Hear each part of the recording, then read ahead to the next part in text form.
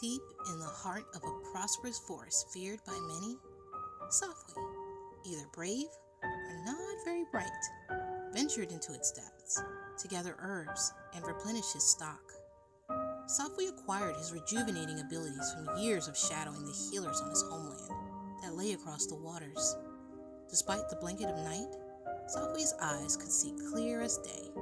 This, of course, being a natural ability of his species, but only to those from his home of origin.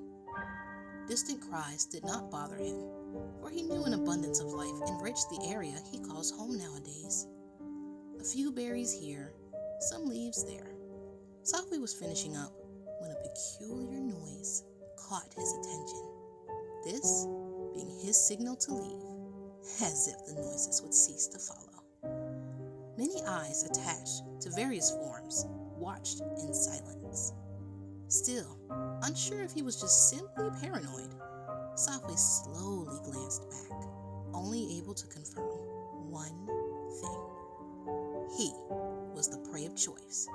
His quick steps broke into a full-on run. After a couple of minutes, Safuy's legs cried in agony as he willed them on, breathing heavily.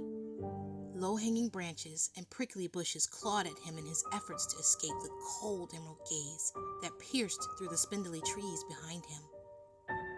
By some odd sense of timing, Safuy found himself thinking of what he left behind on his journey for the truth to his dreadful reality. It had not been so long ago when he thought the world to be welcoming, like that of his adopted community. While stuck in his thoughts, swiftly following behind, a creature growled in delight. It dodged past tangles of foliage with ease, tongue lolling. Continuing in his reminiscences of the past, with his body on autopilot as it stepped on fallen berries that gushed beneath his feet, Safuy appreciated the kindness shown to him and his distraught family after their horrible ordeal. Vaguely aware now, the young man caught sight of light in the distance, giving him a surge of newfound energy. It was in this moment of relief that a bundle of vines snatched him up.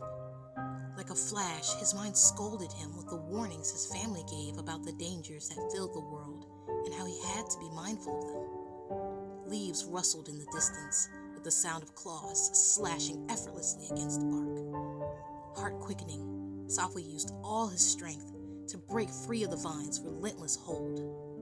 No thanks to his desperate panic and jumbled mind, Safuy's night vision had become useless. His surroundings had been obscured for a while because of it. Scrambling to his feet, Safuy fled towards the warm light that broke through the intertwined shadows ahead of him. On and on his thoughts droned. Who's to blame for this? Getting ever closer, the creature's desire to claim its prize grew more intensely. Fangs glistening, it flapped its wings harder as if it could already taste victory, letting out a cry of triumph. During his last thoughts, Safuy knew he had no one to blame but himself for mindlessly walking into the claws of the world with his vitals at its mercy. Pulled from his mental wanders, Safuy tried to push through the forest that constantly fought against him, but to no avail. With an exposed root catching his foot, he fell to the ground with a hard thump, just beyond reach of the light's salvation. Warm breaths on his neck told him his failed attempts to escape inevitable. He turned to see his adversary's claws outstretched and widened mouth filled with dripping fangs as it lunged for him.